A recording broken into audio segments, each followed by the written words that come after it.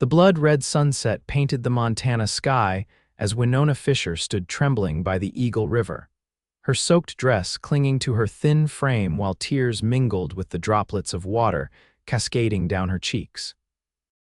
She had lost everything: her home, her family's savings, and nearly her life in one cruel afternoon. Ethan Edmunds watched from the shadow of a towering pine, his well-worn Stetson pulled low over his weathered face. He'd been tracking a wounded buck when he spotted the young woman standing alone in the gathering twilight. Something in her defeated posture made him forget the deer entirely. "Madam," he called softly, approaching with deliberate slowness, "you all right out here?" Winona startled, nearly losing her footing on the slippery riverbank. Her wide eyes reflected fear as they fixed on the tall stranger. "Stay back," she warned, her voice stronger than she felt. "I've nothing worth taking." Ethan stopped, raising his hands to show he meant no harm. "Not looking to take anything, miss, just concerned to find someone out here alone with night coming on." The cool April wind gusted, sending a violent shiver through Winona's body. Without hesitation, Ethan shrugged out of his heavy coat and held it toward her, careful to keep his distance. "Take it, you're chilled to the bone." Winona hesitated, weighing the risk against her desperate situation. The coat looked warm, and the night would bring temperatures that could kill in her wet condition. Slowly, she reached for it. "Thank you," she murmured, wrapping the oversized garment around her shoulders. The residual warmth from his body and the scent of leather, tobacco, and pine enveloped her like a sanctuary. "Name's Ethan Edmunds," he said, crouching down to build a small fire a respectful distance from where she stood. "I've got a camp just up that ridge. Could offer you some hot coffee and a place to dry out if you'd care to join me." "Winona Fisher," she replied cautiously. "And I don't make a habit of following strangers to their camps." A ghost of a smile touched Ethan's lips as he struck a match against a stone. "Smart woman. How about I build this fire higher and we can talk right here until you decide if I'm worth trusting or not." The year was 1879, and Montana Territory was still wild and untamed. Winona knew the dangers that lurked for a woman alone, but something about Ethan's steady gaze conveyed a decency that had become rare in her experience. "I suppose that would be acceptable," she agreed, sinking down onto a fallen log as the first flames licked at the kindling. Ethan didn't press her with questions as he tended the fire. Instead, he pulled a battered coffee pot from his saddlebag and set water to boil, moving with the efficient grace of a man accustomed to life outdoors. "You're not from around here," he observed finally, handing her a tin cup of steaming coffee. Winona wrapped her fingers around the warm metal. "No, I came from Pennsylvania 6 months ago with my uncle after my parents died." She stared into the flames. "He died last month of fever. Today, the bank foreclosed on his homestead." "I'm sorry to hear that," Ethan said simply. "I went to the river too." She trailed off, ashamed to admit she'd considered ending her life. "To think, I slipped on the rocks and fell in." Ethan nodded, not pressing for what remained unspoken. "Rivers dangerous this time of year with the spring melt." They fell silent as darkness enveloped the forest around them. Winona studied him covertly in the firelight. He appeared to be in his late 20s, with sun-bronzed skin and eyes the color of aged whiskey. A thin scar traced his jawline, disappearing into the short beard that covered his cheeks. His clothes were worn but clean, and the holstered Colt at his hip looked well-maintained. "You live nearby, Mr. Edmunds?" she asked eventually. "Got a small ranch about 10 miles north," he replied. "Not much, but it's mine. Been building it up these past 3 years. You're alone out here?" "Just me and the horses," he confirmed. "Lost my folks in the war when I was young. Been making my own way since." Another comfortable silence fell between them. The fire crackled, sending sparks dancing into the night sky. Winona's clothes had begun to dry in the heat, but exhaustion weighed heavy on her shoulders. "You should rest," Ethan said, noticing her struggle to keep her eyes open. "I'll keep watch." Under normal circumstances, Winona would have refused, but these were not normal circumstances. She had nowhere to go, no one to turn to. With the coat still wrapped tightly around her, she curled up on the soft ground near the fire, Thank you, she whispered, her eyelids growing heavier with each passing second. For the coat, for staying. As she drifted into a fitful sleep, she heard his quiet response. Rest easy, Miss Fisher, I'll be here when you wake. True to his word, Ethan remained vigilant through the night. He added wood to the fire periodically, keeping the chill at bay as he watched over the sleeping woman. Her dark hair had dried in loose waves around her face, and even in sleep, a small furrow remained between her brows. Morning arrived with golden light filtering through the pines. Winona stirred, momentarily disoriented until her eyes fell on Ethan, who sat across the fire cleaning his rifle. Good morning, he said, setting the weapon aside. How are you feeling? Winona sat up, aware that she must look a fright. Better, thank you. She moved to remove his coat, but he waved her off. Keep it a while longer, the morning's still cool. I should be going, she said, though uncertainty colored her words. I need to find work in town. Ethan studied her for a moment. What kind of work are you looking for? Anything respectable, she replied. I can read and write, I'm good with numbers, I can cook and sew. He nodded thoughtfully. Town's 5 miles east. I'm heading that way myself to pick up supplies. I'd be happy to give you a ride. Winona considered his offer. She was still wary, but Ethan had proven himself honorable through the night. And the prospect of walking 5 miles in her condition was daunting.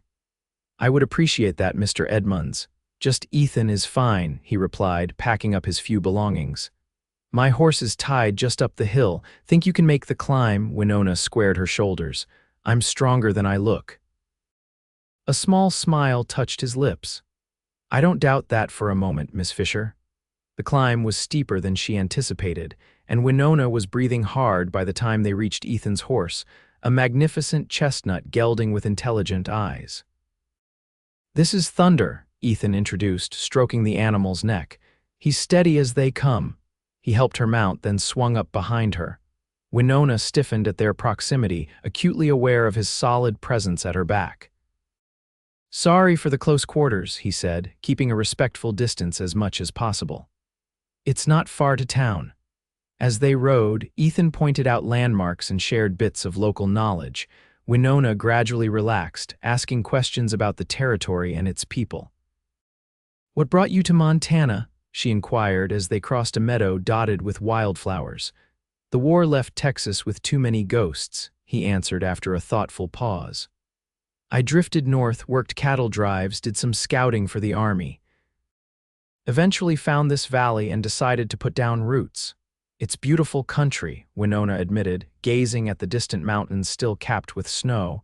That it is, Ethan agreed, unforgiving sometimes but honest in its way. The town of Eagle Bend came into view as they crested a hill.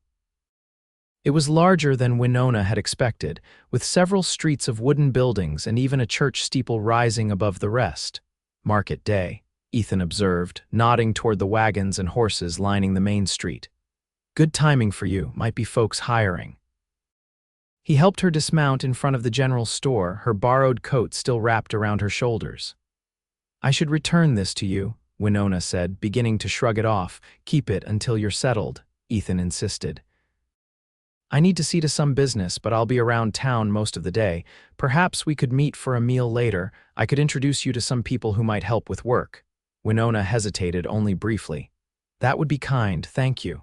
The silver dollar serves decent food. Noon. She nodded her agreement, watching as he tipped his hat and led Thunder toward the livery stable. Straightening her shoulders, Winona turned toward the general store, determined to begin rebuilding her life. The store owner, Mrs.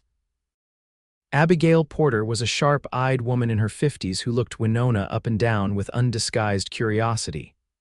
New in town, dear? She asked, pausing in her task of arranging fabric bolts. Yes, madam, Winona replied. Just arrived. I'm looking for work if you know of any available. Mrs. Porter's expression softened slightly. What sort of work? I'm educated. I can keep books, teach children. I'm also handy with a needle and can cook well enough. The older woman considered this information. Well, as it happens, my assistant left last month to get married. The position doesn't pay much, but there's a small room above the store included. Might suit until something better comes along. Relief flooded through Winona. I would be very grateful for the opportunity, Mrs. Porter. Abigail, please, the woman corrected, and you are Winona Fisher. Well, Miss Fisher, I noticed you rode in with Ethan Edmunds. He's not usually one to escort young ladies to town. Winona felt heat rise in her cheeks. He kindly helped me after I had an accident at the river yesterday. There's nothing improper between us. Abigail's eyebrows rose slightly. I meant no offense. Ethan's one of the good ones, keeps to himself mostly, but fair in his dealings and generous when someone's in need. The bell above the door jingled as customers entered, ending their conversation. Come back at closing time, Abigail told her. We'll discuss details then. Meanwhile, Sarah's boarding house down the street offers baths for 25 cents if you're interested. Winona thanked her and departed, conscious of her disheveled appearance. A bath sounded heavenly, but she had exactly 53 cents to her name. After careful consideration, she decided it was a worthy investment. Feeling human again would help her face whatever came next. The boarding house was clean and modest. The proprietress, a cheerful widow named Sarah Williams, showed her to a private bathing room with hot water already steaming in a copper tub. Take your time, dear, Sarah said kindly. You look like you could use a good soak. Alone at last, Winona stripped off her soiled dress and undergarments. The warm water embraced her aching body as she sank into the tub, and for the first time in months, she allowed herself to simply breathe. She washed her hair and scrubbed her skin until it glowed pink. When she emerged from the tub, she found her clothes had been taken and replaced with a simple blue cotton dress. My daughter left some things behind when she married, Sarah explained when Winona emerged from the bathing room. That one looked about your size. Consider it a welcome to Eagle Bend. Overwhelmed by the unexpected kindness, Winona could barely stammer her thanks. Sarah waved it away. We look after our own here, she said simply. Now, is there anything else you need? Actually, I'm meeting someone at the Silver Dollar at noon. Could you direct me there? Straight down Main Street, can't miss it, Sarah replied. Best chicken and dumplings in the territory on Thursdays. With an hour to spare before meeting Ethan, Winona wandered the town, taking in her new surroundings. Eagle Bend was clearly prospering, with a bank, school, several saloons, and a variety of shops catering to the needs of ranchers, miners, and families alike. She paused outside the newspaper office, where a help-wanted sign caught her attention. Making a mental note to inquire later, she continued her exploration until it was time to meet Ethan. The Silver Dollar was busy but not crowded when she entered. Ethan spotted her immediately, rising from a table near the back. His eyes widened slightly as he took in her transformed appearance. Miss Fisher, he greeted her, you're looking well. Thank you, she replied, settling into the chair he held for her, and thank you again for your help yesterday. I've already secured a potential position at the general store, with Abigail Porter. That's fortunate. She's fair-minded and knows everyone in the county. Their conversation flowed easily over the promised chicken and dumplings. Ethan introduced her to several people who stopped by their table, including the sheriff, the blacksmith, and a rancher named William Walsh, who owned the largest spread in the valley. Always need good teachers out this way, Walsh remarked when he learned of Winona's background. My wife runs a small school for the children of our workers. Might be worth talking to her if the store doesn't suit. By the time they finished their meal, Winona felt cautiously optimistic about her prospects in Eagle Bend. Ethan insisted on paying for their food despite her protests. Consider it a welcome gift, he said. I should finish my business so I can head back to the ranch before dark. Will you be all right now? Yes, thanks to your kindness, she assured him. I'll return your coat to Mrs. Porter's store if that's convenient. No rush, he replied. I come to town every couple of weeks for supplies. I can collect it then. They parted ways on the boardwalk outside the restaurant. Winona felt a curious reluctance as she watched him walk away. There was something about Ethan Edmunds that inspired trust, a rare quality in her experience with men. The remainder of the day passed in a blur of activity. Abigail Porter offered her the position at the store, showing her the small but tidy room that would be her new home. The newspaper editor expressed interest in occasional articles should she have the time, and Sarah Williams invited her to Sunday dinner to meet more of the town's residents. As twilight fell, Winona stood at the window of her new room, watching the street below. In less than 24 hours, her life had completely changed course. From the depths of despair by the riverbank to a place to live and work in a town where strangers had shown her nothing but kindness. Her fingers traced the rough wool of Ethan's coat, which hung on a peg by the door. She allowed herself to wonder when she might see him again, then pushed the thought aside. Her priority now was establishing herself independently. Romance was a luxury she couldn't afford to contemplate. Still, as she prepared for bed in her new surroundings, the memory of his steady presence and quiet strength followed her into dreams more peaceful than any she'd known in months. 2 weeks passed swiftly as Winona settled into life in Eagle Bend. Working for Abigail proved more enjoyable than she'd anticipated. The older woman was knowledgeable about both business and people, offering Winona insight into the community she joined. "Ethan Edmunds was asking after you yesterday," Abigail mentioned casually as they inventoried a shipment of canned goods. "Said he meant to stop by, but got called away to help the Millers with a broken wagon axle." Winona concentrated on marking her inventory sheet, hoping her face didn't betray the small flutter of disappointment she felt. "Did he need his coat back?" "Didn't mention it," Abigail replied, watching her closely, "though he did ask if you were settling in well." "And what did you tell him?" Winona asked, trying to sound nonchalant, "That you're a godsend in the store and already have half the town wrapped around your finger." Abigail laughed. "The newspaper editor's been in 3 times this week, and he's never shown such interest in dry goods before." Winona felt her cheeks warm.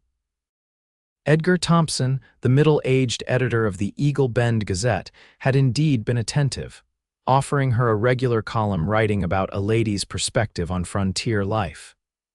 "Mr. Thompson is simply being supportive of a new writer," she protested mildly. Abigail snorted.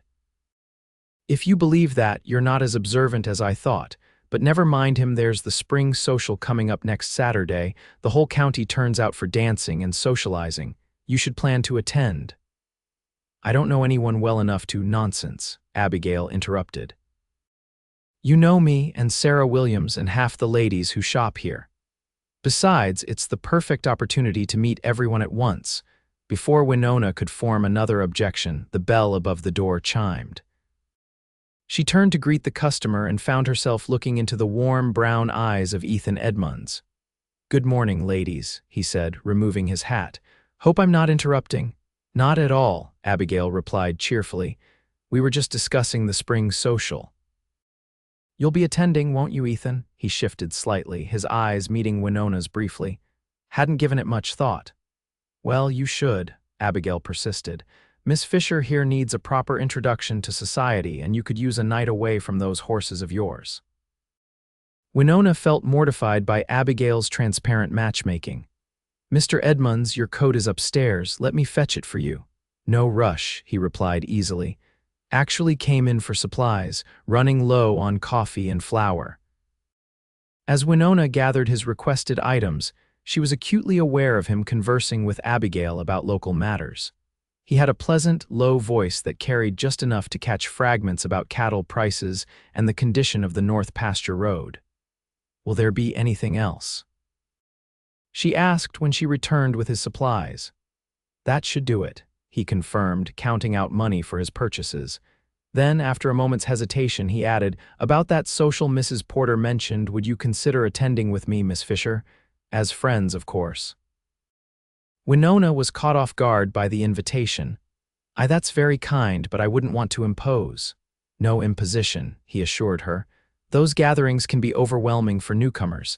Having someone to introduce you around might make it easier." From the corner of her eye, Winona could see Abigail's delighted expression. Realizing she had little choice without appearing ungrateful, she nodded. "Thank you, Mr. Edmunds. That would be lovely." His smile transformed his usually serious face. "I'll call for you at 6 then." "The dance is at the schoolhouse." After he departed, Abigail didn't even attempt to hide her satisfaction. That man has never escorted anyone to a social function in the 3 years he's lived here, she declared. Not even when the Wilcox girl set her cap for him last summer. He's simply being neighborly, Winona insisted, though a small, traitorous part of her hoped there might be more to it. The days leading up to the social passed in a flurry of preparation. Abigail insisted on closing the store early on Friday to help Winona alter a dress that had belonged to her daughter. "Green suits you," the older woman observed as Winona tried on the emerald taffeta. "Brings out the gold in your eyes." Winona hardly recognized herself in the small mirror. The dress was more elegant than anything she'd owned before, with a fitted bodice and full skirt that rustled pleasantly when she moved. "It's too fine for me," she protested weakly.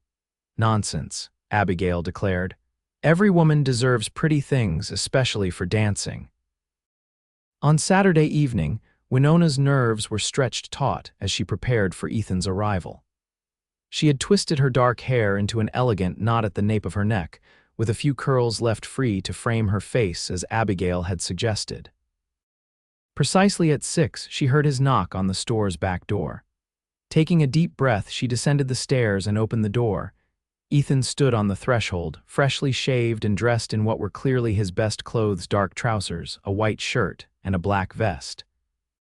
His usual worn Stetson had been replaced with a newer one, and his boots were polished to a shine. For a moment, they simply stared at each other. Then Ethan cleared his throat. "You look beautiful, Miss Fisher," he said quietly. "Thank you," she replied, suddenly shy. "You clean up rather well yourself, Mr. Edmunds." He offered his arm, and she took it, acutely aware of the solid strength beneath her fingertips as he escorted her to a waiting buggy. "Borrowed this from Walsh," he explained, helping her up. "Thought it might be more comfortable than riding double." The evening air was cool but pleasant as they drove toward the schoolhouse. Lights blazed from every window of the simple building, and the sound of fiddle music drifted out to greet them. Wagons and buggies lined the yard, evidence of a good turnout. "Nervous?" Ethan asked, noticing her tense posture. "A little," Winona admitted. "It's been a long time since I attended any social function." "We don't have to stay long if you're uncomfortable," he assured her. "And I promise not to step on your toes too badly if we dance." His self-deprecating humor eased her anxiety, and she found herself smiling as he helped her down from the buggy. Inside, the schoolhouse had been transformed. Desks were pushed against the walls to create a dance floor, and oil lamps cast a warm glow over the proceedings. A 3-man band played lively tunes in the corner, and tables laden with food lined one wall. "Ethan Edmunds," a booming voice called. William Walsh approached, his imposing figure parting the crowd easily. "And Miss Fisher, delighted you could join us." Introductions came in a whirl after that. Winona met the banker's wife, the doctor and his daughter, the preacher, and what seemed like dozens of ranchers and their families. Everyone was welcoming, though she noted with amusement the surprised glances that followed Ethan's presence at her side. "You're causing quite a stir," she murmured to him as they accepted cups of punch. "Am I?" he asked, though his slight smile suggested he knew exactly what she meant. "Abigail mentioned you don't usually attend these gatherings." Ethan shrugged. Never had reason to before. Before Winona could process the implications of that statement, the fiddle struck up a lively reel and couples moved to the center of the room. "Would you care to dance?" Ethan asked, offering his hand. Winona hesitated only briefly before placing her fingers in his. "I'd like that very much." Despite his warning, Ethan proved to be a capable dancer. He guided her through the steps with a natural grace that belied his frontier upbringing. His hand at the small of her back was steady and reassuring as they moved among the other couples. "You dance well for a rancher," she observed during a pause in the music. "My mother insisted on lessons when I was young," he explained. "Said no son of hers would be completely uncivilized, war or no war." "She sounds like a remarkable woman." A shadow crossed his features. Would have liked you, I think." The music began again, this time a slower waltz. Ethan drew her slightly closer, still maintaining a respectful distance. As they moved together in the gentle rhythm, Winona became increasingly aware of the man before her, his strength, his kindness, the way his eyes never left her face. When the dance ended, she was breathless in a way that had nothing to do with exertion. "Would you like some air?" Ethan asked, seeming to sense her need for a moment's respite. They stepped outside onto the schoolhouse porch. The night was clear, stars scattered like diamonds across the velvet sky. In the distance, the mountains stood as silent sentinels over the valley. "It's beautiful here," Winona said softly, "so different from Pennsylvania. Do you miss it?" Ethan asked, leaning against the porch railing beside her. She considered the question carefully. "I miss what was familiar. My parents are home, but there wasn't much left for me there after they died. And here," Winona turned to face him, "here I've found kindness from strangers, opportunity where I expected none, and—" She hesitated, then finished quietly, "friendship when I needed it most." Ethan's gaze held hers for a long moment. "I'm glad I found you by that river, Winona." It was the first time he'd used her given name, and the sound of it in his deep voice sent a warmth spreading through her that had nothing to do with the spring evening. Before she could respond, the schoolhouse door opened, spilling light and laughter onto the porch. Sarah Williams emerged with her brother, a cattle buyer from Helena. "There you are," she exclaimed. "We're about to serve supper. You won't want to miss Mrs. Henderson's apple pie." The moment broken, Ethan and Winona rejoined the festivities. The remainder of the evening passed pleasantly, with more dancing, good food, and conversation. Winona found herself relaxing into the community's easy camaraderie, though she remained most aware of Ethan's steady presence beside her. When the final dance ended shortly after midnight, they joined the procession of wagons and buggies leaving the schoolhouse. The night had grown cooler, and Ethan wrapped a blanket around her shoulders for the ride back to town. "Did you enjoy yourself?" he asked as they traveled the moonlit road. "Very much," she answered truthfully. "Thank you for convincing me to attend." "My pleasure," he replied simply. When they reached the general store, Ethan helped her down from the buggy, his hands lingering at her waist perhaps a moment longer than necessary.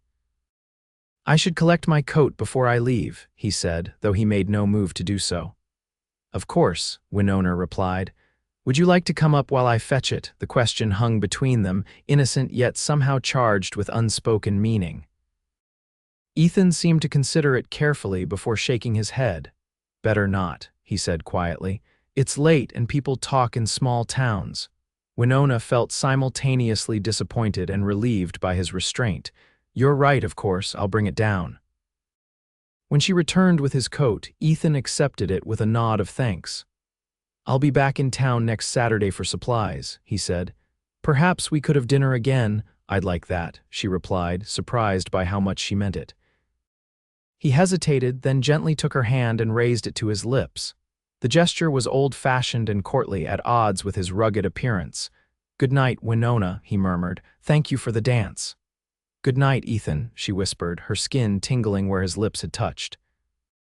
She watched until his buggy disappeared down the street, then slowly climbed the stairs to her room, her heart lighter than it had been in years.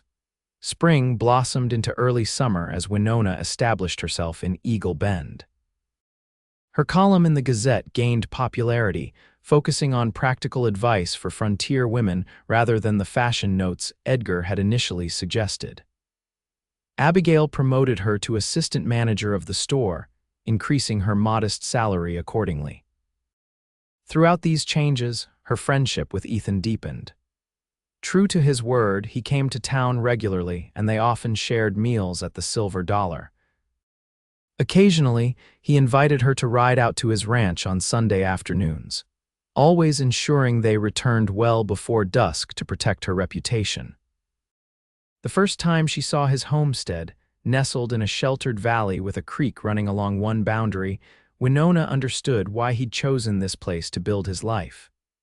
The cabin was simple but sturdy, with a wide porch facing the mountains. A barn and corral housed his small herd of horses, which he bred and trained for both ranch work and riding. "It's not much," he said as he showed her around, "but it's paid for." "It's wonderful," she replied honestly. "You've created something lasting here." His smile told her he understood exactly what she meant. They shared a simple meal on the porch that day, watching eagles soar over the distant peaks as they talked of books, dreams, and the changing seasons. On the ride back to town, Ethan seemed unusually contemplative. When they reached the edge of Eagle Bend, he slowed his horse. "Winona," he began, then seemed to reconsider his words. "I've enjoyed our time together these past months." "As have I," she replied, wondering at his serious tone. "I need to be away for a while," he continued. "Taking some horses to sell in Denver, might be gone 3 weeks or more." Winona was surprised by the sharp disappointment that pierced her at his words. "That's quite a journey." "Good market there," he explained. "The army's buying and the prices are better than I could get locally." "When do you leave?" "Day after tomorrow." His eyes searched her face. "Would you write to me while I'm gone? I can collect mail at the Denver post office." The request touched her deeply. "Of course I will." They rode the rest of the way in comfortable silence. At the store, Ethan helped her down, his hands steady at her waist. "I'll come by tomorrow before I leave," he promised. That night, Winona began the first of many letters, pouring onto paper thoughts she wasn't yet brave enough to speak aloud. She wrote of her daily life, her growing attachment to Eagle Bend and its people, and the empty space his absence would leave. The following evening, Ethan appeared at the store just before closing. He carried a small package wrapped in brown paper and tied with string. "Something for your journey." Abigail inquired as she prepared to leave them alone. "A gift, actually," Ethan replied, looking slightly uncomfortable. "For Miss Fisher." When they were alone, he handed Winona the package. "Just something small to remember me by while I'm gone." She unwrapped it carefully to find a leather-bound journal with her initials tooled into the cover. "It's beautiful," she breathed, running her fingers over the fine craftsmanship. "Thought you might use it for your writing," he explained. "You mentioned your column notes were getting scattered." The thoughtfulness of the gift, so perfectly suited to her needs and interests, moved her deeply. "Thank you, Ethan. I'll treasure it." He shifted slightly, seeming uncharacteristically nervous. "Winona, before I go, I wanted to say," he paused, searching for words. "These past months, getting to know you, it's been the best time of my life." Her heart quickened at his admission. "Mine too," she whispered. They stood close, the counter between them the only barrier. For a moment, Winona thought he might lean across and kiss her, but instead he reached for her hand. "I should go," he said reluctantly. "Long ride ahead tomorrow." "Be safe," she replied, holding his hand tightly, "and come back." His eyes held a promise as he finally released her fingers. "Count on it." After he left, Winona held the journal to her chest, already feeling the emptiness his absence would bring. That night, she wrote her first entry, confessing to the blank pages what she hadn't quite admitted to herself, that she was falling in love with Ethan Edmunds. The weeks of Ethan's absence dragged interminably. Winona threw herself into work, taking on extra responsibilities at the store and expanding her newspaper column. She wrote to him every few days, sending the letters to the Denver post office as arranged. June brought the first true heat of summer, and with it, news that troubled the peaceful community. Sheriff Davis posted notices about a gang of outlaws operating in the territory, robbing stagecoaches and isolated homesteads. The Blackwell Gang, as they were known, had previously confined their activities farther south, but seemed to be moving into the Eagle Bend region. 3 men, led by a 4th who goes by John Smith, though that's certainly not his real name, the sheriff explained when he stopped by the store. "They're armed and dangerous. Tell Ethan to be careful when he returns from Denver. They've been targeting travelers on that route." Winona's concern for Ethan's safety grew with each passing day. When the 3-week mark arrived with no word from him, she found it increasingly difficult to concentrate on her daily tasks. Even Abigail noticed her distraction. "He'll be fine," the older woman reassured her. "Ethan's not a man to take foolish risks, and he knows how to handle himself." Just as Winona was beginning to fear the worst, a dusty rider appeared at the store one sweltering afternoon. Her heart leaped with hope, only to sink when she realized it wasn't Ethan but a young cowboy she didn't recognize. "Miss Fisher?" the young man inquired, removing his hat. "Got a letter for you, madam, from Mr. Edmunds." She accepted the sealed envelope with trembling fingers. "Is he all right? Where is he?" "At the ranch, madam. Asked me to deliver this personal like when I was heading to town." Winona thanked him and retreated to the privacy of the storeroom to read Ethan's message. His handwriting was neat but clearly rushed. "Winona returned yesterday. Business successful but complicated by unexpected delays. Cannot come to town immediately due to circumstances I'll explain when we meet. If you're willing, ride out to the ranch tomorrow. Wade can escort you, he's trustworthy. Yours, Ethan." Relief that he was safe mingled with curiosity about his mysterious message. Without hesitation, Winona sought out the young cowboy who introduced himself as Wade Ellis. "Mr. Edmunds said you might want to visit the ranch," Wade said. "I can come by at first light tomorrow if that suits you." "That would be perfect," Winona replied. "Thank you." That night, sleep eluded her as she pondered what urgent matter might have prompted Ethan's unusual request. When dawn finally broke, she was already dressed in her riding skirt and waiting when Wade arrived with a gentle mare for her to ride. The journey to Ethan's ranch seemed longer than she remembered, perhaps due to her growing anticipation. When they finally crested the rise overlooking his valley, she immediately sensed something was amiss. Smoke rose from the cabin chimney despite the summer heat, and two unfamiliar horses were tethered near the barn. "Everything all right?" she asked Wade, who had grown increasingly quiet as they approached. "Mr. Edmunds will explain," the young man replied, not meeting her eyes. Unease prickled along Winona's spine as they rode into the yard. The front door opened before they reached the cabin, and Ethan emerged, his expression a complex mixture of relief and concern. "Winona," he called, striding toward her, "thank you for coming." As he helped her dismount, she noticed the dark circles beneath his eyes and a fresh cut above his right eyebrow. "Ethan, what's happening? Are you hurt?" He glanced toward Wade. "Take care of the horses, please, then keep watch from the north ridge." Once the young man was out of earshot, Ethan took Winona's hands in his. "I'm sorry for the mystery. I couldn't risk putting anything in writing. You're scaring me," she admitted. "What's wrong?" He led her toward the cabin, speaking in low tones. "I ran into trouble on the way back from Denver. The Blackwell gang ambushed me near the territorial border. I managed to escape, but not before one of them took a bullet." Winona gasped. "You shot someone." "It was him or me," Ethan said grimly, "but that's not why I asked you here. During the attack, I discovered something about their leader, something that concerns you directly." They reached the cabin door, and Ethan paused, his expression grave. "The man who calls himself John Smith, he's your uncle, Winona, your father's brother, Richard Fisher." The world seemed to tilt beneath Winona's feet. "That's impossible," she whispered. "My uncle is dead. He died of fever months ago." "I'm afraid not," Ethan replied gently.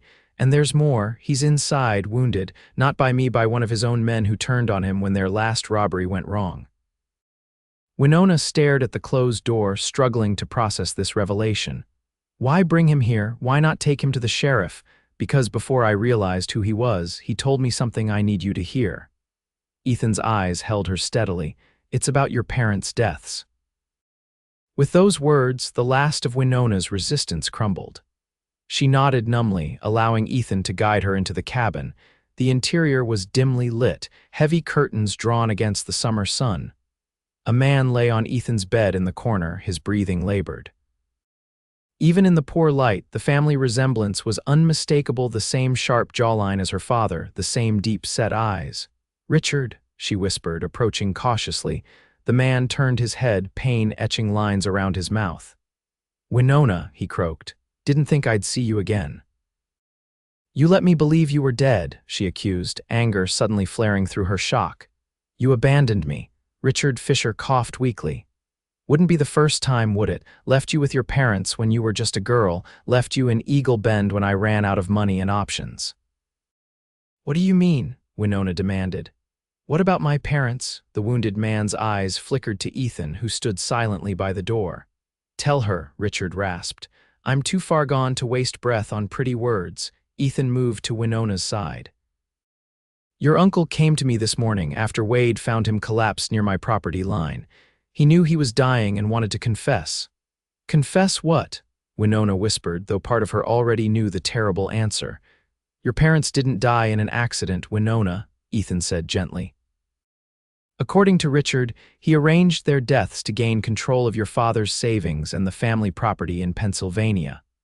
The room seemed to close in around her as the full horror of his words registered. Winona staggered slightly, and Ethan's strong arm encircled her waist, supporting her. Why? She asked, her voice barely audible as she addressed her uncle. They loved you, we all did. Richard's laugh turned into a painful cough. Gambling debts, he finally managed. Owed money to dangerous men. Your father refused to help, said I needed to face consequences. So I created some consequences of my own. Tears burned Winona's eyes as years of grief and betrayal crashed over her. And then you brought me west, pretending kindness while spending what was left of their money, of my inheritance. Meant to leave you in St. Louis, Richard admitted weakly. Felt guilty, I suppose, brought you along instead. Mistake. Ethan's arm tightened around her waist. He's been bleeding internally since yesterday, he said quietly. Doctor can't help him now. Winona looked at the shell of the man she had once called family. Despite everything, she couldn't summon hatred, only a profound, aching sadness for all that had been lost. I forgive you, she said finally, surprising herself with the truth of the words. Not for your sake, but for mine, I won't carry your sins any longer. Something that might have been gratitude flickered in Richard's fading eyes before they closed for the final time. His last breath rattled in his chest, and then he was gone. Winona turned away, burying her face against Ethan's shoulder as silent tears soaked into his shirt. He held her gently, one hand stroking her hair as he murmured soft words of comfort. When she could finally speak again, Winona pulled back slightly to look at him. Why did you bring me here for this? Why not let me remember him as I thought he was? Ethan's expression was solemn. You deserved the truth, and I couldn't bear the thought of any more lies between us. Us, she repeated, suddenly aware of how close they stood, his arm still around her waist. Winona, he began, then faltered, seeming to struggle for words. These weeks away made me realize something I think I've known since that first night by the river. I love you. I want a life with you if you'll have me. The declaration, coming amidst such emotional turmoil, should have felt wrong, yet somehow it was exactly right, a beacon of hope piercing the darkness of her past. I love you too, she whispered, the words coming easier than she expected. I think I have almost from the beginning. Ethan's hand gently cupped her cheek, his thumb brushing away the remnants of her tears. I know the timing is terrible, he said softly. We can wait. Take all the time you need. Winona covered his hand with her own. I've spent my whole life waiting for happiness, for belonging. I don't want to wait anymore. Slowly, giving her every opportunity to pull away, Ethan lowered his lips to hers. The kiss was gentle at first, a question rather than a demand. When Winona responded, sliding her arms around his neck, it deepened into something that felt like coming home after a long journey. They buried Richard Fisher that same day in a small clearing on Ethan's land. Wade and two of Ethan's neighbors attended the brief service, where Winona said a simple prayer for the troubled soul of her last blood relation. As twilight gathered around them, Ethan and Winona sat on his porch, watching the mountains turn purple against the fading light. His arm rested comfortably around her shoulders, her head nestled against his chest. What happens now? She asked softly. Sheriff Davis will want statements from both of us, Ethan replied. I sent Wade to town with a message explaining the basics. The rest of the Blackwell gang is still out there, but without their leader, they'll likely move on. I meant with us, Winona clarified, tilting her face up to his. Ethan smiled, pressing a gentle kiss to her forehead. That depends entirely on you. I know what I want, but I won't rush you. And what is it that you want, Ethan Edmunds? His expression grew serious. To wake up beside you every morning, to build something lasting together, to make this house a home with you in it. He paused, then finished simply, to marry you when you're ready. Winona's heart swelled with an emotion too powerful for words. Instead of speaking, she raised herself up to kiss him, pouring all her love and hope for their future into the gesture. When they finally parted, breathless and smiling, Ethan rested his forehead against hers. Is that a yes? It's a not yet, but soon, she replied honestly. I need a little time to put the past behind me, but my heart is already yours, Ethan. It has been since you placed your coat around my shoulders by the river. He nodded, understanding in his eyes. I'll wait as long as you need. They remained on the porch until stars filled the vast Montana sky, talking of memories and dreams, healing and hope. When the night air grew too cool, Ethan insisted Winona take his bed while he slept on a pallet by the hearth. In the morning, they would return to town together to face questions and speculation. But for this night, they existed in a world of their own, making a world where love had overcome tragedy, and the future stretched before them like the endless prairie, full of possibility. Summer faded into autumn, bringing golden aspens and crisp mornings to the Montana Valley. Winona continued her work at the general store and her writing for the Gazette, though her priorities had shifted subtly since that fateful day at Ethan's ranch. The truth about her parents' deaths and her uncle's betrayal had initially reopened old wounds, but with time and Ethan's steady support, she found herself healing more completely than she'd believed possible. Sheriff Davis had recorded their statements and closed the case when the remaining members of the Blackwell gang were captured in Wyoming territory, effectively ending that chapter of her life. Her relationship with Ethan blossomed in the public eye of Eagle Bend, where their courtship became something of a local sensation. He came to town twice weekly now, often staying to escort her to church on Sundays or to community gatherings. They maintained propriety, but no one doubted the seriousness of their intentions. "You're glowing these days," Abigail observed one crisp October morning as they arranged a new shipment of winter goods. "Love agrees with you," Winona smiled, unable to deny the obvious. "Ethan makes it easy to be happy." "Have you set a date yet?" the older woman inquired, her eyes twinkling with interest. "Not officially," Winona admitted. "Though we've discussed winter after the snow sets in and ranch work slows down." Abigail nodded approvingly. "Sensible. And you'll be living at his place, I assume? I should start looking for a new assistant." "Actually," Winona replied, "we've been talking about that. Ethan suggested I might continue working here part-time, especially during the winter when travel between town and the ranch can be difficult." "That man grows more sensible by the day," Abigail declared. "I'd be delighted to keep you on, whatever arrangement suits your new life." Their conversation was interrupted by the arrival of William Walsh, whose imposing figure filled the doorway of the store. "Ladies," he greeted them, removing his hat. "Fine morning, indeed it is," Abigail replied. "What brings you to town today, Mr. Walsh?" "Business with the bank," he answered, then turned to Winona. "And hoping to have a word with you, Miss Fisher, if you can spare a moment." Curious, Winona followed him to a quieter corner of the store. "How can I help you, Mr. Walsh?" The rancher seemed uncharacteristically hesitant. "It's about Ethan, actually. I've just come from his place." Alarm flickered through her. "Is something wrong?" No, Walsh assured her quickly. "Nothing like that. It's just," he paused, considering his words. "That young man has been working himself to exhaustion lately, expanding the corral, adding a room to the cabin, fixing up that old buckboard, all with winter coming on." Winona felt a warm glow of understanding. "Ethan was preparing their home. I offered to lend him some of my men," Walsh continued, "but he's determined to do it himself, said it matters that he builds it with his own hands." The older man shook his head fondly. "Stubborn as they come, but his heart's in the right place." "It certainly is," Winona agreed softly. Walsh cleared his throat. "My wife sent along an invitation. We're hosting a harvest dinner next Saturday at the ranch. She'd be pleased if you and Ethan would attend." "We'd be honored," Winona replied. "Thank you." After Walsh departed, Winona found herself drawn to the store window, gazing in the direction of Ethan's ranch beyond the visible horizon. The thought of him working so diligently to create a home for them filled her with a tenderness that bordered on pain. That evening, she made a decision that had been forming in her heart for weeks. Taking out the leather journal Ethan had given her, she wrote a single important entry before preparing for bed. Saturday dawned clear and bracingly cold, with the scent of snow in the air despite the bright sunshine. Ethan arrived in town earlier than expected, the newly repaired buckboard gleaming with fresh paint. "You've been busy," Winona observed as he helped her up to the seat. He shrugged, a slight flush coloring his cheeks.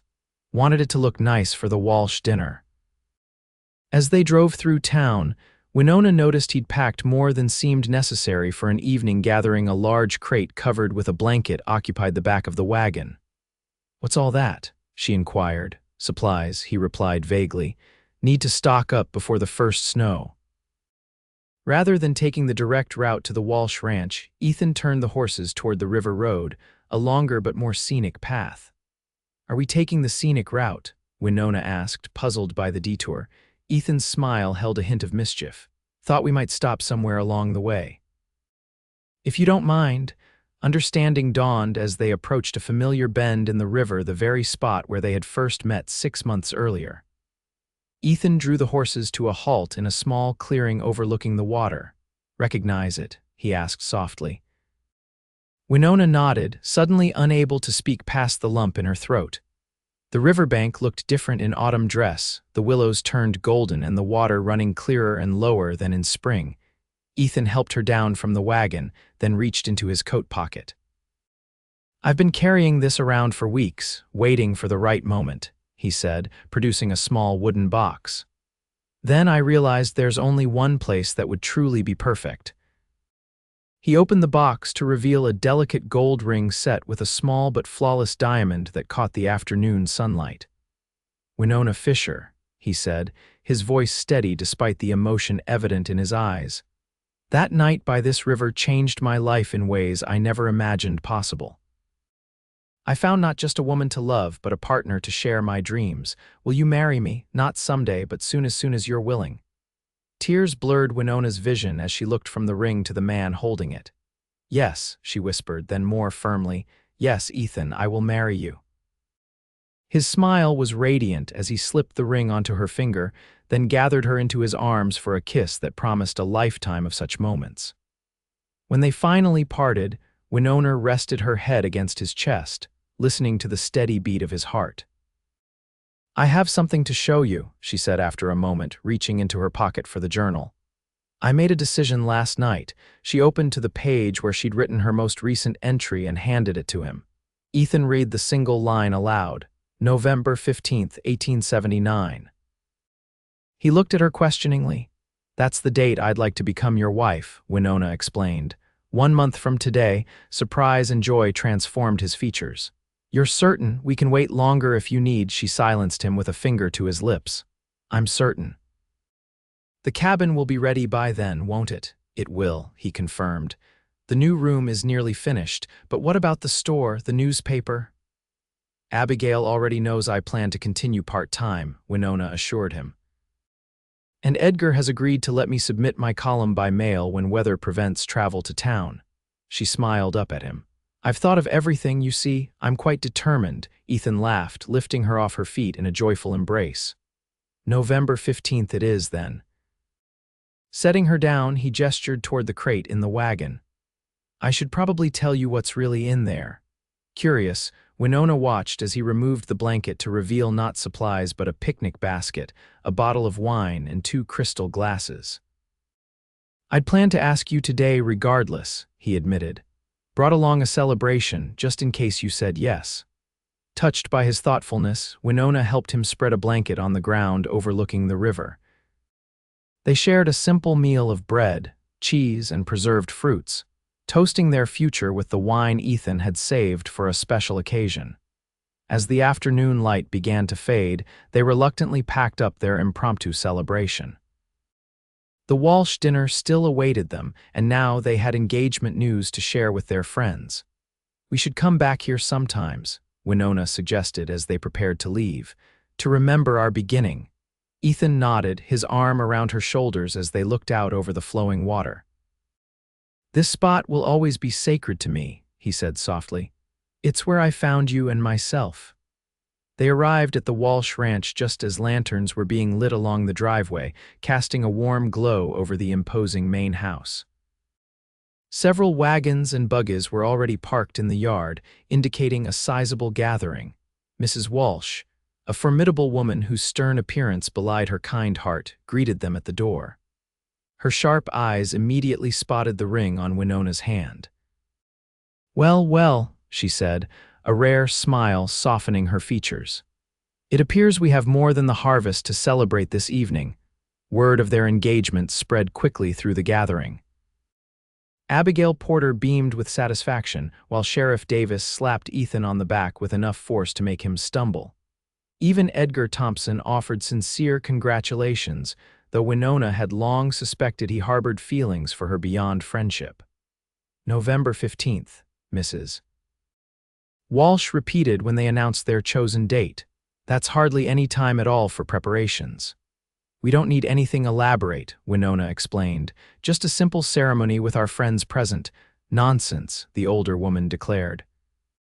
"Every bride deserves a proper wedding, no matter how sensible she may be. William and I would be honored to host the ceremony here at the ranch. The house is plenty large enough, even if the weather turns." Before Winona could respond, Mr. Walsh joined the conversation. "Consider it our gift to you both," he said firmly. "Ethan's been a good friend and neighbor. Let us do this." Overwhelmed by their generosity, Winona looked to Ethan, who nodded his agreement. "Thank you," she said simply. "We accept with gratitude." The remainder of the evening passed in a blur of congratulations, good food, and lively music when someone produced a fiddle after dinner. Ethan and Winona danced together, their movements in perfect harmony as they circled the Walsh's spacious parlor. "Happy," Ethan murmured as he guided her through the steps. Winona's answer was in her radiant smile and the way she pressed closer to him than proper dancing form strictly allowed. They had come so far from that desperate evening by the river, from strangers to friends to lovers, and now they stood on the threshold of a shared future neither could have imagined 6 months earlier. The following weeks passed in a whirlwind of preparation. Winona divided her time between the store, the newspaper, and readying herself for married life. Ethan worked tirelessly on the cabin, completing the new bedroom and expanding the kitchen to accommodate Winona's love of cooking. Mrs. Walsh proved to be an unexpectedly enthusiastic wedding planner, organizing everything from flowers to food with military precision. Sarah Williams and several other women from town helped Winona alter a dress that had once belonged to Abigail's daughter, transforming the simple white gown into something truly special with delicate embroidery and tiny pearl buttons. On the morning of November 15th, Winona awoke to the soft patter of the first snowfall against her window.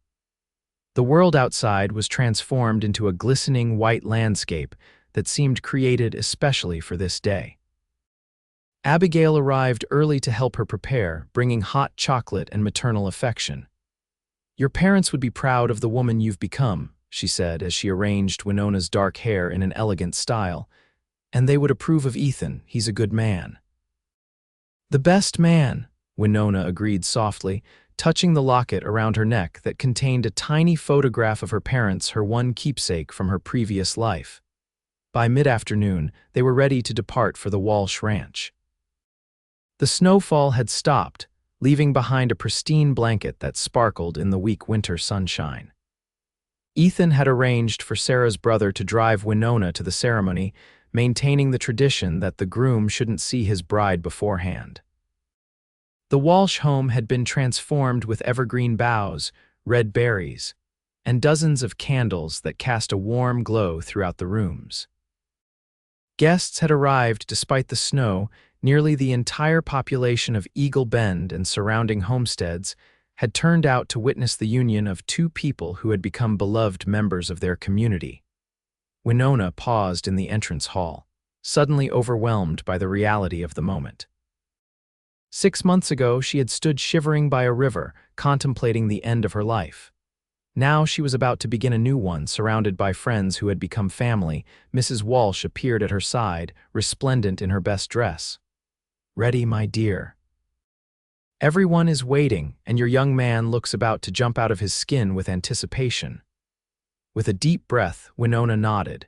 Music began, someone playing a piano in the main parlor, and Mrs. Walsh led her toward the sound.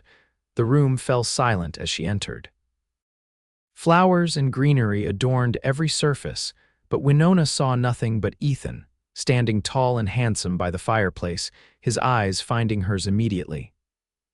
The love and wonder in his gaze made her heart swell with answering emotion. The ceremony itself was brief but meaningful, performed by the circuit preacher who had ridden through the snowfall to officiate. Winona and Ethan exchanged simple vows and rings, hers the delicate diamond he'd given her by the river, his a plain gold band that had belonged to his father. "I now pronounce you husband and wife," the preacher declared, beaming at the couple. "Mr. Edmunds, you may kiss your bride." Ethan's kiss was gentle but full of promise, a perfect beginning to their marriage. Cheers erupted around them as they turned to face their friends as husband and wife for the first time. The celebration that followed was joyous and heartfelt. Tables groaned under the weight of food prepared by the women of Eagle Bend. Music and laughter filled the Walsh home as darkness fell outside, the snow reflecting the light from the windows in a magical display. "Mrs. Edmunds," Ethan murmured as they shared a quiet moment on the veranda, wrapped in blankets against the cold. "How does it sound?" "Perfect," Winona replied, leaning against his solid strength. "Though I may keep Fisher for my writing." "Winona Fisher Edmunds," he suggested, "has a certain ring to it." She smiled up at him. "Indeed it does." They left the celebration as the hour grew late, departing in the buckboard Ethan had so carefully restored. Lanterns lit their way through the snow-covered landscape toward the ranch that was now their shared home. When they arrived, Ethan surprised her by insisting on carrying her across the threshold in the traditional manner. Winona laughed as he swept her into his arms, but the laughter faded to wonder as he carried her into the cabin. In their absence, someone likely Wade and the other ranch hands had prepared the house for their return. A fire blazed in the hearth, casting a golden glow over new curtains at the windows and fresh linens on the bed visible through the open door of their bedroom. Flowers that must have been carefully preserved from the wedding decorated the table, and a bottle of champagne waited in a bucket of snow. "Welcome home, Winona," Ethan said softly, setting her on her feet but keeping his arms around her. Tears of happiness blurred her vision as she took in the simple beauty of their home. "It's perfect," she whispered. "Everything I could have wished for." That night, as snow fell once again outside their window, Ethan and Winona discovered the deepest expression of their love.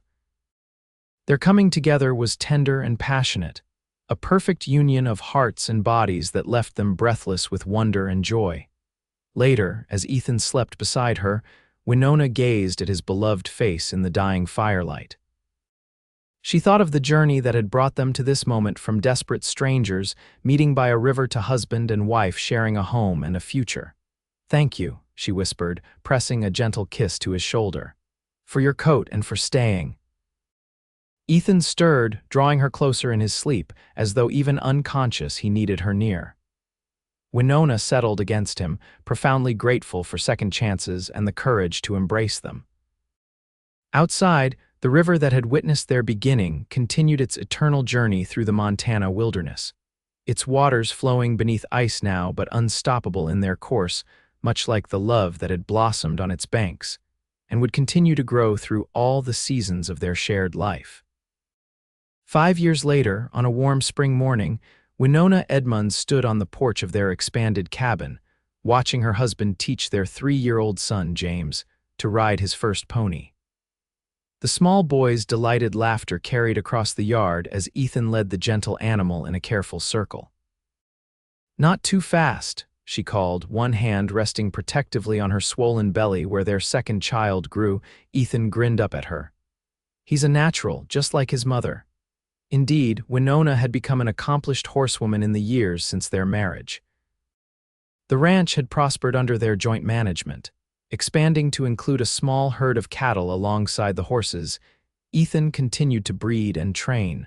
Her writing career had flourished as well. What began as a simple column in the local paper had grown into regular contributions to publications in Denver and even San Francisco.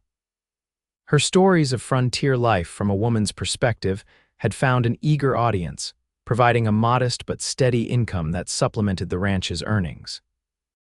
From the trees beyond the corral came the sound of hammering as Wade, now their foreman, and two other hands worked on the new barn.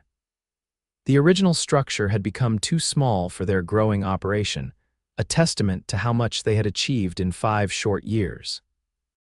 Their success hadn't come without challenges. The second winter of their marriage had brought heavy snows that isolated the ranch for weeks. The following summer, drought threatened their water supply until Ethan engineered an irrigation system from the river. Through it all, they had faced each obstacle together, their partnership growing stronger with each test. The pony completed another circuit, James bouncing in the small saddle and begging, "More, Papa, more." "That's enough for today, son," Ethan replied, lifting the boy from the saddle despite his protests. "Mama needs your help with the chickens, remember?" James's expression brightened immediately. Collecting eggs was his favorite chore, each discovery a small adventure for his curious mind. As Ethan approached the porch with their son, Winona was struck anew by how parenthood suited him. The responsibility had deepened the quiet strength she'd always admired, adding tenderness without diminishing his masculinity. "Everything all right?" he asked, noticing her thoughtful gaze. "Perfect," she assured him, "just thinking how fortunate we are." Ethan's smile held understanding as he set James on his feet. "Go wash up, partner," he instructed. "Then you can help Mama with those eggs." When the boy had scampered inside, Ethan climbed the steps to join Winona on the porch. His hand covered hers where it rested on her belly, and they both felt the strong kick of their unborn child. "Active today," he observed, pride evident in his voice. "She takes after her father," Winona replied, having decided this baby was a girl despite having no real way of knowing. Ethan's arm slipped around her waist, supporting her as they gazed out over the land they had nurtured together. The ranch had become a true home, filled with love and purpose that extended beyond themselves to the community they continued to serve. Twice yearly, they hosted gatherings for their neighbors, a summer picnic by the river where they had met, and a winter celebration around the holidays. Their home was always open to travelers needing shelter, newly arrived settlers seeking advice, or friends simply stopping by to share news. "I received a letter from Abigail yesterday," Winona said. "She's finally agreed to sell me the store." After years of gentle persuasion, the older woman had decided to retire, spending her remaining years with her daughter's family in Oregon. Winona had long wanted to preserve the store as a community institution rather than see it fall into less caring hands. "You're sure about taking this on?" Ethan asked. "With the new baby coming and you're writing." "I won't run it personally," she explained. "Sarah's daughter Rebecca is perfect for the position. She just needs the opportunity." Ethan nodded, understanding as always. Winona's desire to create opportunities for others, especially women, had become an important part of her life's work. Through her articles and local influence, she advocated for education and economic independence, changes that were gradually reshaping their corner of Montana. "You're an extraordinary woman, Winona Edmunds," he said, turning her gently to face him. "Every day I thank Providence for guiding me to that riverbank, even when I'm stubborn," she teased. Their rare disagreements usually stemmed from her independent streak, which marriage had tempered but never eliminated. "Especially then," he replied with a grin, "keeps life interesting." The sound of small footsteps interrupted their moment as James returned, his face and hands suspiciously clean for the speed of his washing. "Ready for eggs, Mama," he announced proudly. Winona exchanged an amused glance with Ethan before taking their son's hand. "Let's go see what the hens have left for us today." As they crossed the yard to the chicken coop, Winona reflected on the journey of her life. From the tragedy of her parents' deaths to the betrayal by her uncle, through the desperate moment by the river to the happiness she now embraced, each step had been necessary to bring her here, to this family and this home. That evening, after James was tucked into bed with a story about brave horses and the people who loved them, Ethan and Winona sat on their porch swing, watching twilight settle over the valley. The first stars appeared in the darkening sky, and a cool breeze carried the scent of pine from the surrounding forest. "I've been thinking," Ethan said, his voice contemplative, "about expanding the horse breeding operation." Winona leaned against his shoulder, comfortable in the familiar rhythm of their evening conversations about dreams and plans. "In what way? The army contract is steady, but there's growing demand for quality riding horses from wealthy families back east," he explained. "They want beauty and spirit, not just reliability." "You're thinking of the Andalusian crosses," Winona surmised, referring to a breeding experiment Ethan had begun the previous year with a Spanish stallion acquired at considerable expense. He nodded. "The first foals are promising. With proper training, they could command premium prices." "And you'd enjoy the challenge," she observed, knowing her husband's love for working with spirited horses. "We'd need to hire another hand," he admitted, "someone with experience in fine horsemanship." Winona considered the proposal, mentally reviewing their finances. "The store purchase will require capital, but with the advance from the publisher for my book of stories, we should manage both." This comfortable exchange of ideas exemplified their partnership, each supporting the other's ambitions while maintaining a clear view of practical realities. They had built their life together on this foundation of mutual respect and shared purpose. As night deepened around them, Ethan's hand found hers, his thumb brushing over the simple gold band that had been joined by a slender anniversary ring on their 3rd year of marriage. "Do you ever wonder what might have happened if I hadn't been tracking that deer that day?" he asked softly. "If I hadn't come upon the river at that exact moment," Winona was silent for a long moment, contemplating the question. "I believe we were meant to find each other," she said finally. "Perhaps not in that way at that moment, but somehow our paths would have crossed." "Such faith," he murmured, pressing a kiss to her temple. "Not faith so much as evidence," she corrected gently. "Look at all we've built together, Ethan, how perfectly our strengths complement each other's weaknesses, how our separate journeys prepared us to recognize what we found in each other." She turned to face him in the darkness. "Some things are simply meant to be." He gathered her close, mindful of her condition, and they sat in comfortable silence as the night sounds of the ranch enfolded them, the distant nickering of horses in the corral, the soft hooting of an owl in the pine grove, the whisper of the wind through grass that would soon be tall enough to cut for hay. "I love you, Winona Fisher Edmunds," Ethan said eventually, his voice deep with emotion. "More today than yesterday and less than tomorrow." "And I love you," she replied, the words as fresh and true as the first time she'd spoken them, "my cowboy who stayed." They remained on the porch until the chill of the spring night finally drove them inside to the warmth of their home and the promise of dreams shared in sleep. Tomorrow would bring new challenges and joys, as all their tomorrows had since that fateful evening by the river, when a shivering woman and a kind stranger began a journey neither could have imagined.